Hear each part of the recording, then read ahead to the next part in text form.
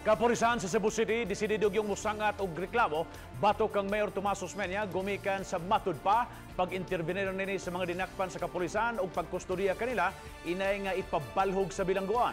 Ani ang report ni Nico Cirino. Sa programa kaganiha alang sa National Heroes Day sa Cebu City, pulos mitambong sila si Mayor Tomas Osmeña ug Cebu City Police Director Senior Superintendent Royina Garma. Apan wala nagkatapad ang duha ug wala magkaistorya. Si Garma sa interview sa mga tigbalita mibutyag nga desidido ang kapulisan musangat og reklamo batok sa mayor. Gumikan kini sa nahitabo niadtong Biyernes sa gabii sa Parian Police Station. May tulo ka mga dinakpan ang pulis gikan sa Tipadilla Public Market tungod sa giingong pag-refill og mga butane canisters.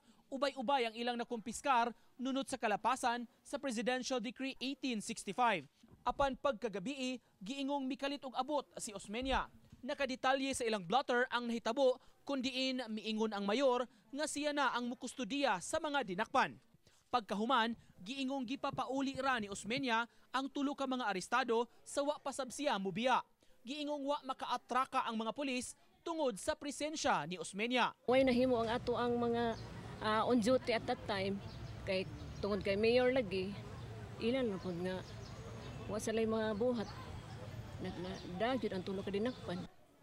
Tungod niini, gitun-an na sa PNP ang ilang lakang nga himuon batok sa mayor.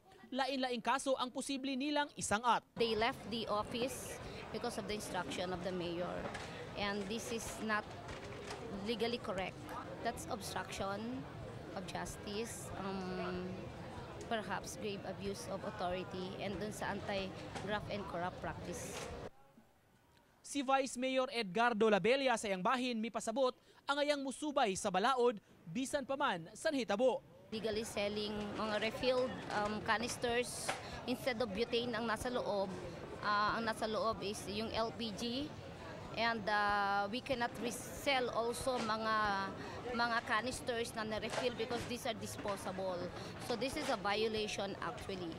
Ours is a government of laws, as I've said, and not of men. Muna pirmi ginakong isulti. We should not take the law into our own hands. Wala magpa-press conference karong adlaw si Mayor Osmeña. Gisuwayan sab sa GMA News pagkuha sa iyang habig apan wa kini mutubag sa among komunikasyon. Nico Cirino, Balitang Bisdak.